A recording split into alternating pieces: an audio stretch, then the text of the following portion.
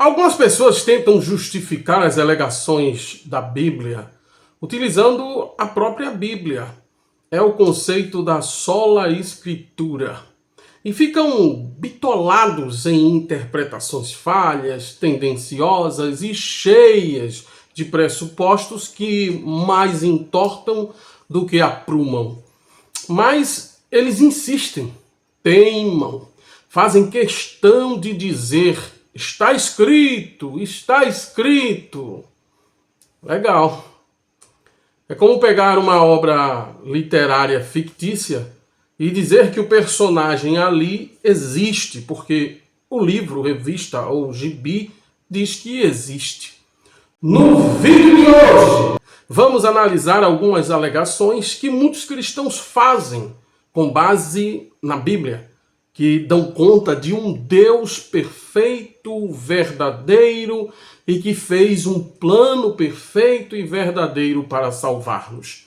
Salvar-nos da sua própria ira. Seria mesmo crível todo esse argumento? É o que iremos descobrir agora, logo após a nossa abertura. Vigilante da Razão, o seu canal de opinião e crítica.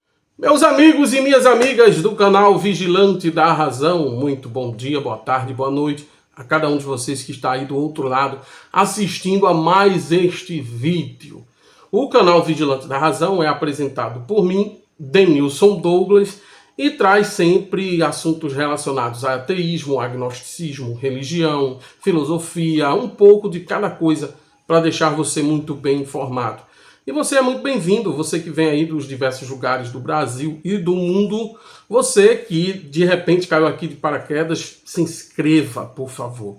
Eu peço encarecidamente que você se inscreva, porque quando você se inscreve, o YouTube diz assim: puxa vida, esse canal tem relevância. E quando você aciona o sino das notificações, logo após se inscrever, o YouTube vai te entregar todo o material que eu postar aqui em primeira mão, e você não vai precisar estar procurando. Rapaz, será que Denilson postou vídeo? Será que não? Ou de repente você tem a possibilidade de se tornar membro do canal. Caso você queira contribuir com alguma quantia mensal, né? Um valor irrisório, você tem essa possibilidade também de se tornar membro do canal. Mas de repente você quer me ajudar com alguma contribuição voluntária, aí não é obrigatório, mas se você quiser fazer um Pix solidário para que eu possa custear esse trabalho aqui, a chave Pix está passando na sua tela nesse exato momento. Então vamos direto ao vídeo de hoje. Se levarmos a Bíblia e a proposta contida nela ao pé da letra, então Deus deveria ter um plano desde o início, como está descrito no livro de Gênesis. Mas este planeta passou por várias extinções em massa, até os primeiros seres humanos aparecerem. A paleontologia sabe disso, a arqueologia também. Será que é tão difícil entender que são constatações desse porte que fazem tudo parecer claro, límpido, cristalino? Deus algum jamais existiu, principalmente pelas qualidades que a Bíblia reivindica para ele. Mas tudo bem, você quer acreditar, né? É uma questão de fé, eu não posso interferir. Mas, por gentileza, vejamos a história da criação dos homens. Antes dos seres humanos, haviam animais. Sim, e os humanos vieram em último lugar, você concorda? Em nenhum trecho da Bíblia diz que Deus teria feito experiências antes de chegar aos seres humanos. Na realidade, está bem claro que os seres humanos foram planejados antes de existirem. Sempre houve um plano. Gênesis nem deixa dúvidas em relação a isso. Mas não só muitas formas de vida evoluíram neste planeta, mas também tiveram que se extinguir para que nós estivéssemos aqui. E isso vai contra a noção de haver um plano. Ou seja, mesmo que consideremos a existência do Deus abraâmico, somos também obrigados a aceitar que esse mesmo Deus fez algumas experiências antes de criar a tal coroa da criação. E olha que ele teria criado já sabendo que a sua obra-prima iria apresentar falha, já que ele precisou consertar o erro que ele permitiu ao homem e à mulher cometerem. Você está percebendo o problema? Calma, calma, que pode piorar.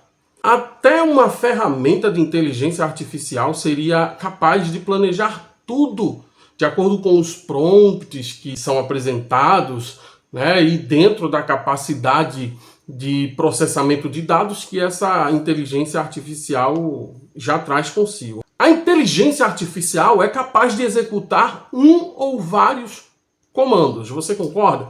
Mas e Deus? Ele não fez um bom planejamento. Não foi capaz, e não apenas uma vez, várias vezes. Deus foi tão incompetente, mas tão incompetente, ao ponto de não apenas ter deixado anjos revoltarem-se contra ele, mas em vez de os destruir completamente, ainda deixou eles existirem, apesar de supostamente danificados, supostamente sem acesso às regalias de viver com Deus em seu mundo mágico. Deus teria permitido que os anjos mantivessem muitos dos seus poderes. Você duvida? E ao permitir isso, também permitiu a queda de Adão e Eva. Veja, isso tem um nome, sabe? Incompetência. E nenhum verdadeiro Deus pode ser incompetente. Você está entendendo? Se é incompetente, logo não é Deus, logo não é verdadeiro. Você está entendendo mesmo? No caso de um Deus verdadeiro e com todos os atributos que sabemos serem próprios de deuses verdadeiros, nada pode sequer ser cogitado, a menos que assim esse Deus queira que aconteça. Logo, se o Deus abraâmico é Deus com D maiúsculo mesmo, então tudo que aconteceu e acontece e acontecerá, assim o é porque ele permite. Mas se assim ele permite, então como pode esse Deus falar de julgamento quando ele é o autor de todas as histórias e de tudo que acontece? Não é danado um negócio desse? Seria como o escritor culpar o personagem pelo tempo que ele, o escritor, está levando para completar a sua obra. O autor e criador não pode culpar a sua criação, pelo que o autor é responsável. E depois tem mais uma outra coisa. De acordo com o que está escrito na Bíblia, o Deus abraâmico tinha uma participação bem presente no rumo da espécie humana, certo? Tanto que implementou leis e até supostamente enviou o seu próprio filho, que seria uma parte de si mesmo, para oferecer redenção a todas as almas. Novamente, um verdadeiro Deus não precisaria fazer nada disso para oferecer redenção. E também, que Deus é esse que só interfere quando lhe dá na telha? Quando não lhe dá na telha, ele fica imóvel. Até nos mandamentos, por que proíbe Deus a adoração a outros deuses? Sendo ele o único Deus e estando nele e para ele todas as coisas, que força, poder ou autoridade teriam outros supostos deuses para ele se preocupar tanto nas pessoas adorarem ou não? Todos esses deuses e deusas poderiam muito bem ser mais aspectos ou pedaços da mente de Deus. E como tal, seria indiferente que as pessoas rezassem ou orassem a quem quer que fosse, pois, sendo Deus, esses outros deuses e deusas, no fim, seriam apenas pedaços de Deus, criações de Deus. No entanto, ele deixa bem claro que as pessoas não podem mais adorar outros deuses. E, novamente, a questão se levanta. Por quê? Não é ele Deus? Então, sendo Deus, os outros deuses e deusas são ele. Mas você diz, não aceito isso. O meu Deus é o único e verdadeiro Deus. É mesmo? Imaginem só essa situação hipotética.